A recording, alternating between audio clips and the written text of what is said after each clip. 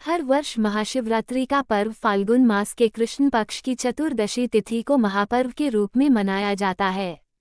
शिवपुराण के अनुसार इस तिथि की पावन रात्रि को आदिदेव भगवान शिव करोड़ों सूर्यों के समान प्रभाव वाले ज्योति स्तंभ के रूप में प्रकट हुए थे। इसलिए यह पर्व शिव के दिव्य अवतरण का मंगल सूचक पर्व है। पौराणिक ग्रंथों के अनुसार सती का पार्वती के रूप में पुनर्जन्म हुआ था।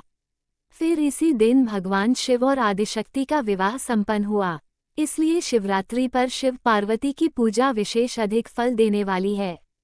शिवलिंग पर जल, दूध, दही, शक्कर, शहद, घी, भांग, पुष्प, धतूरा, चंदन, फल अर्पित किए जाते हैं। लेकिन कुछ द्रव्य ऐसे हैं जिन्हें शिवलिंग पर अर्पित करना शास्त्रों में निषेध माना गया है। नहीं चढ़ता है केतकी का फूल। कथा है कि ब्रह्माजी ने केतकी के फूल को बहला फुसलाकर भगवान शिव के सामने झूठ बोलने के लिए तैयार कर लिया। इसके बाद केतकी का फूल और ब्रह्माजी भगवान शिव के सामने पहुंचे। ब्रह्माजी ने भगवान शिव से कहा कि उन्हें ज्योतिर्लिंग की शुरुआत मिल गई है और केतकी के फूल से भी झूठी गवाही दिलवा दी, जिससे रुष्ट होकर भोलेनाथ ने केतकी के फूल को श्राप दिया और कहा कि शिवलिंग पर कभी केतकी के फूल को अर्पित नहीं किया जाएगा। तुलसी पत्र न चढ़ाएं। पौराणिक मान्यता के अनुसार भगवान शिव ने देवी तुलसी के पति असुर जालंधर का वध किया था।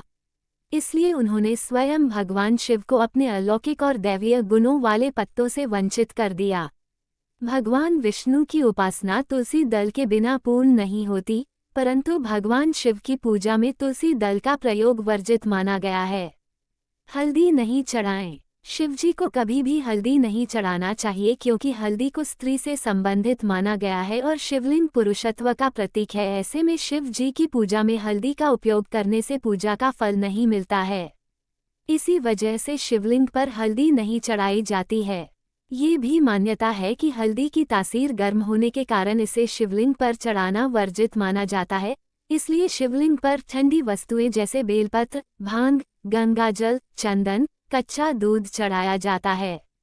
शंखजल से अभिषेक न करें। शिवपुराण के अनुसार शंखचूड़ एक महापराक्रमी दैत्य था, जिसका वध स्वयं भगवान शिव ने किया था।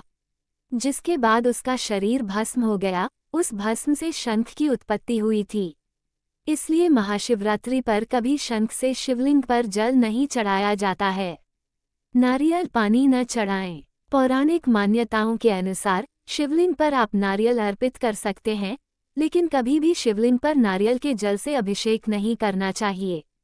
दरअसल नारियल को देवी लक्ष्मी का प्रतीक माना गया है। माता लक्ष्मी भगवान विष्णु की अर्धांगिनी है और नारियल को श्रीफल भी कहा जाता है और इसे माता लक्ष्मी का स्वरूप माना जाता है। इसलिए इसका प्रयोग भगवान शिव की पूजा में नहीं किया जाता है। शिवलिंग पर सिंदूर चढ़ाना वर्जित। भगवान शिव को कभी भी श्रृंगार का सामान नहीं चढ़ाना चाहिए, खासतौर पर सिंदूर और कुमकुम को। सुहागिन महिलाएं अपने पति की लंबी आयु के लिए मांग में सिंदूर लगाती हैं, जबकि भगवान शिव संहारक रूप में भी पूजे जाते हैं। ऐसे में भगवान शिव को सिंदूर नहीं चढ़ाया जाता है, लेकिन मां पार्वती को सिंदूर अर्पित करते हैं। टूटे हुए चावल। शिवपुराण के अनुसार भगवान शिव को टूटा हुआ चावल नहीं चढ़ाया जाता है। टूटा हुआ चावल अपूर्ण और अशुद्ध माना गया है, इसलिए ये शिव जी को नहीं चढ़ता। हमें उम्मीद है कि आपको वीडियो में दी गई जानकारी पसंद आई होगी। हमें कमेंट के माध्यम से जरूर बताएं। वीडियो को लाइक शेयर करके चैनल को सब्सक्राइब कर लीजिए। वीडियो को पूरा देखने के लिए आपका बहुत बहुत धन्यवाद।